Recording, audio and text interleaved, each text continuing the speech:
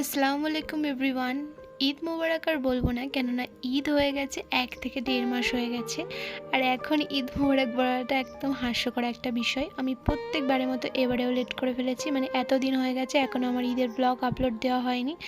ওই একটা কারণেই, এডিট করার অলসতার কারণেই। আমি কেন জানি না, আমার এডিট করতে একদমই ভালো লাগে না। মনে হয় যেন কোনো ভিডিও একদম যেই সেই শ্যুট করবো আর যেই সেই আমি ওটা আপলোড দিয়ে দেবো, সেটাই মনে হয় ভালো হয়। কিন্তু না, ব্যাকগ্রাউন্ডের প্রচণ্ড মানে উল্টোপাল্টা আওয়াজ থাকে বা অনেকজনের কথা থাকে, তো এই কারণেই সে আবার ভয়েস ওভার দিতে হয়। তো ঈদের আগের দিন রাত্রেবেলা আমি সমস্ত কাজ গুছিয়ে রেখেছিলাম, কেননা ঈদের দিন সকালবেলা করতে গেলে অনেক ঝামেলা হয়ে যায়। আর আমাদের এখানে যেহেতু ঈদের নামাজ সকাল 7টাতে, তো অনেক সকালে ঘুম থেকে উঠে এই সব কাজগুলো যদি সকালবেলায় করতে হয় তো অনেকটা লেট হয়ে যায়।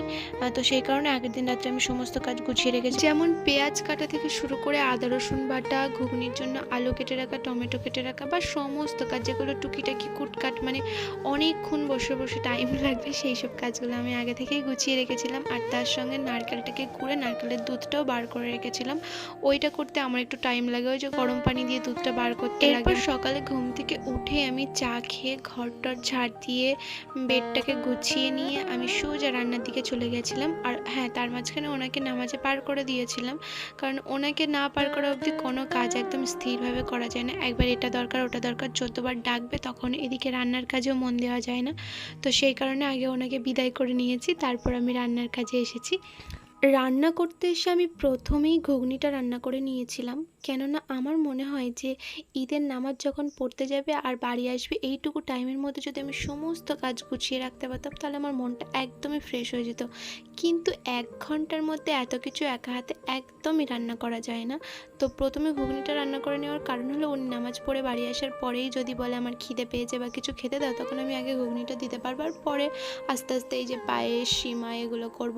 আর এবার যেহেতু আমি অন্য সিমাই রান্না করিনি, কারণ এবার শুকনো সিমাই যেগুলো থাকে শুধু একদম ভাজা টাজা পুরো কমপ্লিট করা থাকে, শুধু দুধটাকে ফুটিয়ে ওতে ঢেলে দিলে লাকচার মতো হয়ে যায়।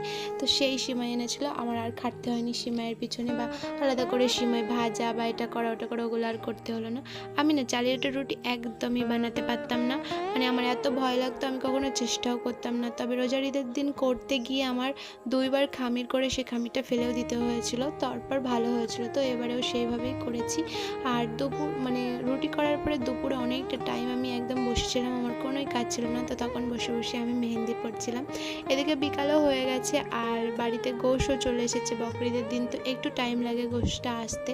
তারপর আসার পরে আমি এখানে গোশটাকে চাপিয়ে দিয়েছিলাম এই কারণেই তাড়াতাড়ি, যে আমাকে এদিকে রান্নাবাড়া কমপ্লিট করে রাখার পরই আমাকে একটু আমার আব্বুর বাড়িতে যেতে হবে, যেহেতু আব্বু অসুস্থ আর ভাবিরা ছিল, মানে ভাবির বেবি হয়েছে, তো ওদিকে একটু প্রবলেম, মানে মা ভাবি একা হাতে সব কিছু কমপ্লিট করতে পারছিল না বলে আমাকে একটু তাড়াতাড়ি যেতে বলেছিল। কিন্তু যেহেতু বকরা ঈদ তো হয় না, মানে বাড়ির সমস্ত কাজ গুছিয়ে যেতে সেই প্রায় সন্ধ্যা হয়ে যায়। রোজার ঈদ হলে বাবা সকাল সকাল কাজকাম গুছিয়ে একদম চলে যাওয়া যায়, কিন্তু বকরা ঈদের দিন সেটা হয় না।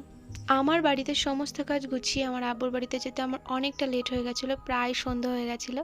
মানে ওরা যে আমার কাছ থেকে একটু হেল্প চেয়েছিলো সেটা আর হয়নি, আমি যখন গিয়েছি ওদের সমস্ত কাজ তখন হয়েও গেছে। আর আব্বুর বাড়িতে গিয়ে আমি কোনো ভিডিও রেকর্ড করতে পারিনি। তো এইভাবে আমার ঈদের দিনটা পার হয়ে গেছিলো। ঈদের পরের দিন সকালের ভিডিও এগুলো। আমার ঈদের দিনের চেয়ে ঈদের পরের দিন সকালে গোশরুটি খেতে সবচেয়ে বেশি ভালো লাগে। আর ঈদের পরের দিন সকালে অনেক কাজ থাকে, তবুও আমি রাত্রে অনেক কাজ গুছিয়ে রেখেছিলাম, সকালে জাস্ট জামা কাপড়গুলো পরিষ্কার করে। এই ছিল আমার ঈদের ছোট্ট একটা ব্লগ। কেমন হয়েছে কমেন্ট করতে ভুলো না। আজ তবে আসি, আবার দেখা হবে নতুন কোনো ভিডিওতে।